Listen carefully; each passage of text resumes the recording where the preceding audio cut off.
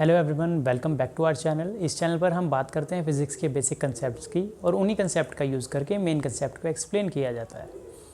Last video में numerical से related किया था हमने डिस्कस वर्क एंड एनर्जी के, और अब उसी को कंटिन्यू करेंगे। बिल्कुल बेसिक से बताया जाएगा कि न्यूमेरिकल्स को कैसे सॉल्व करना है। एक न्यूमेरिकल की स्टेटमेंट रीड करता हूँ मैं। First, calculate the kinetic energy of a body of mass 2 kilogram. सबसे पहले कभी भी जब न्यूमेरिकल सॉल्व करने हैं स्टेटमेंट क्लियर होना बहुत ज़रूरी है। स्टेटमेंट अगर क्लियर नहीं होगी, क्वेश्चन समझ नहीं आएगा, तो क्या कैलकुलेट करना है वो नहीं पता लग पाता। सबसे पहले स्टेटमेंट को ध्यान से रीड करना है। Calculate the kinetic energy of a body means kinetic energy सबसे पहले तो क्या करनी है, कैलकुलेट करनी है। इसको हम लिख लेते हैं काइनेटिक एनर्जी और क्वेश्चन मार्क, ये हमने कैलकुलेट करनी है। स्टेटमेंट में आगे दिया गया है ऑफ मास 2 किलोग्राम। वो जो ऑब्जेक्ट है उसका मास 2 किलोग्राम गिवन है। Moving with a velocity of 0.1 metre per second. Velocity is 0.1 metre per second. ये तो बिल्कुल इजी स्टेटमेंट थी, लेकिन फिर भी स्टेटमेंट ध्यान से पढ़ना है, उसमें क्या गिवन है और क्या फाइंड करना है। सबसे पहले हमने उसको लिखना है। कई बार क्लियर नहीं हो पाता कि कौन सी वैल्यूज़ गिवन है, तो यूनिट्स अगर हमें पता है तो उससे क्वांटिटी के बारे में पता लग जाता है। जैसे किलोग्राम यूनिट्स होते हैं मास के, तो मास गिवन है। मीटर पर सेकंड स्पीड या वेलोसिटी के यूनिट होते हैं, तो यहाँ पर वेलोसिटी गिवन है। काइनेटिक एनर्जी फाइंड करनी है, तो काइनेटिक एनर्जी की रिलेशन यूज़ की जाएगी। क्या रिलेशन होती है? As we know kinetic energy is equals to half mv²। What is the value of m here? It is 2 kilogram. यहाँ पर यूनिट्स यूज़ नहीं किए जाएंगे, जस्ट न्यूमेरिकल वैल्यू है उसका यूज़ करेंगे। यूनिट्स को लास्ट में एक साथ लिखा जाएगा।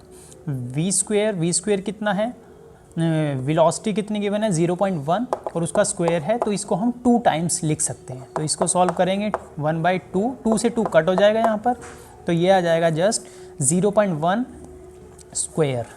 इसको और क्या लिख सकते हैं, 1/10 स्क्वायर है तो 2 टाइम्स मीन्स कितनी यहाँ पे काइनेटिक एनर्जी आ जाएगी, इट इज़ 1/100। और इट कैन ऑल्सो भी रिटन एज 0.01।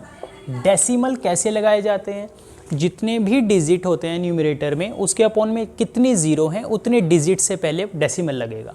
हमें जस्ट ये देखना है कि डिनोमिनेटर में कितनी ज़ीरो हैं। यहाँ पर डबल ज़ीरो है तो 2 डिजिट से पहले डेसिमल लगना है।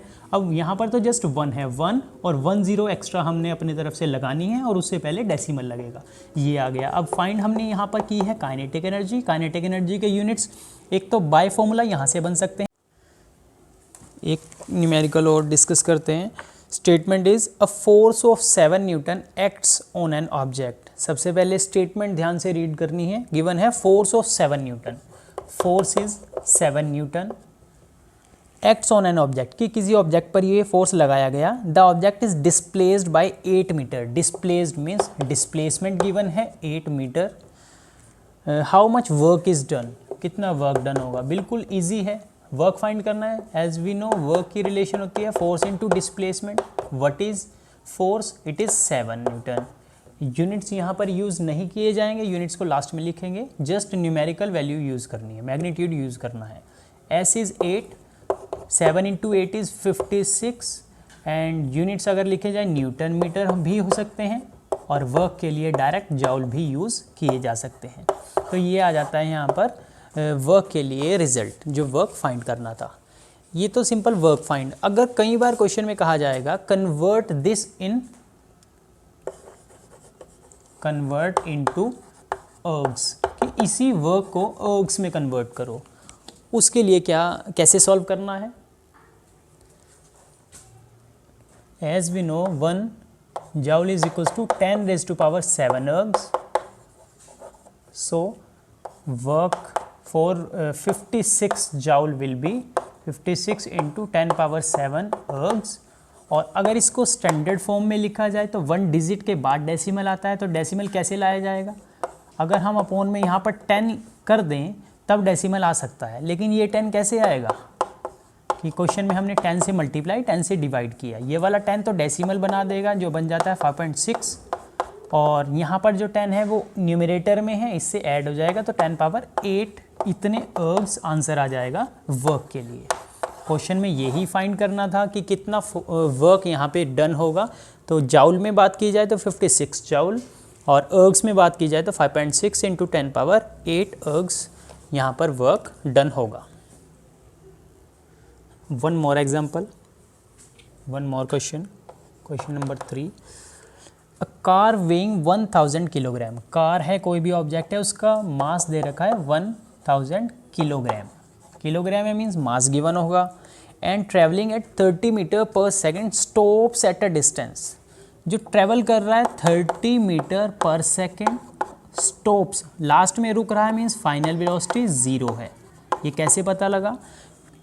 कहा गया है स्टेटमेंट में, अगर मास 1000 किलोग्राम है कार का और वो 30 मीटर पर सेकेंड की स्पीड से या वेलोसिटी से मूव करती है और लास्ट में स्टॉप हो जाती है, मीन्स फाइनल वेलोसिटी 0 हो जाती है, stops at a distance of 50 metre, और डिस्टेंस कितना है यहाँ पर 50 मीटर डिस्टेंस पे वो स्टॉप हो रही है, तो total distance is 50 metre. Decelerating uniformly, decelerate होना मीन्स जब भी वेलोसिटी इनिशियल ज़्यादा है फाइनल कम है, वेलोसिटी क्या कर रही है यहाँ पर डिक्रीज कर रही है, पहले 30 है बाद में 0 हो गई। कभी भी जब वेलोसिटीज डिक्रीज करती हैं तो उसको बोला जाता है डेसेलरेशन या रिटार्डेशन, डी एसेलरेशन और रिटार्डेशन। एक्सेलरेशन के बारे में हमें पता होता है कि कोई ऑब्जेक्ट मूव कर रहा है, उसकी इनिशियल वेलोसिटी, सपोज यहाँ इसी एग्जांपल की अगर बात करें, यहाँ पर इनिशियल वेलोसिटी 30 है, अगर बाद में ये वेलोसिटी 50 हो जाती, 40 हो जाती, मीन्स इसके कंपैरिजन में ज़्यादा हो जाती, तब ये एक्सेलरेट करता, ये कार एक्सेलरेट करती, बट यहाँ पर ये डिक्रीज़ हो रहा है तो ये डेसेलरेट या रिटार्डेड मोशन को शो करती है। इसमें और कहा गया what is the force exerted on it by brakes, कितना फोर्स एक्सर्ट किया गया ब्रेक्स जब लगी उस टाइम पे, what is the work done by the brakes, कितना यहाँ पर वर्क जो है डन हुआ। जब ऑब्जेक्ट मूव करेगा, डिस्प्लेस होगा तो वर्क तो होगा, तो कितनी उसकी वैल्यू है, क्या उसका मैग्नीट्यूड है, ये हमें फाइंड करना है। यहाँ पर मास गिवन है, वेलोसिटीज़ गिवन है, डिस्प्लेसमेंट गिवन है, क्या यूज़ किया जाएगा, क्योंकि ऑब्जेक्ट मूव कर रहा है, मूव के लिए काइनेटिक एनर्जी है, मोशन के लिए हमेशा काइनेटिक एनर्जी, रिलेशन होती है ½ mv²।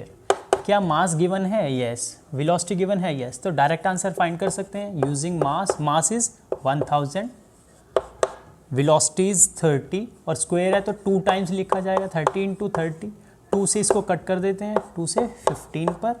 अब यहाँ पर कैलकुलेशन कैसे करनी है, यहाँ पर 1000 है मीन्स 000 हैं, 30 हैं और 10 ये हो गई, टोटल हो गई 40, इसको अलग से लिख लेते हैं। डिनोमिनेटर में 1 है, उसको कोई यूज़ नहीं, कोई ज़रूरत नहीं है लिखने की। न्यूमिनेटर में 1 इंटू, यहाँ पर भी 1 है, 1 हो गया, 1 से 15 मल्टीप्लाई 15 आ गया, 15 × 3 45, तो 45 × 10⁴ काइनेटिक एनर्जी, और काइनेटिक एनर्जी के यूनिट्स होते हैं जाउल। इसको अगर स्टैंडर्ड फॉर्म में लिखना होता है 4.5 × 10⁵, ये कैसे आया, अभी प्रीवियस जो क्वेश्चन था उसमें ऐसे ही किया था, 10 से डिवाइड किया वो तो डेसिमल हो गया, जो 10 मल्टीप्लाई में था वो ऐड हो गया। कभी भी स्टैंडर्ड फॉर्म में लाना होता है, स्टैंडर्ड फॉर्म होती है 1 डिजिट के बाद डेसिमल, तो जब भी इस फॉर्म में लाना है और क्वेश्चन स्टैंडर्ड में गिवन नहीं, जैसे पहले नहीं था, तो क्या करेंगे 10 से मल्टीप्लाई, 10 से डिवाइड। सपोज अगर यहाँ पे 2 डिजिट के बजाय कुछ और होता है, जैसे 567 × 10⁴, ऐसे ये कैलकुलेशन आती, ये आंसर आता, तब क्या करते, अब 1 डिजिट के बाद ही डेसिमल लाना है हमेशा, तो क्या करेंगे 100 से डिवाइड एंड 100 से मल्टीप्लाई। जो डिवाइड वाला 100 है वो डेसिमल बना देगा यहाँ पर, और जो 100 यहाँ पर है ये इसके साथ 10⁴ के साथ ऐड हो जाएगा, तो ये क्या बन जाएगा 10⁶, और यहाँ पर 5.67 बीच में मल्टीप्लाई। तो स्टैंडर्ड फॉर्म होती है 1 डिजिट के बाद डेसिमल का यूज़ करना। ये तो आ गया काइनेटिक एनर्जी के लिए रिजल्ट।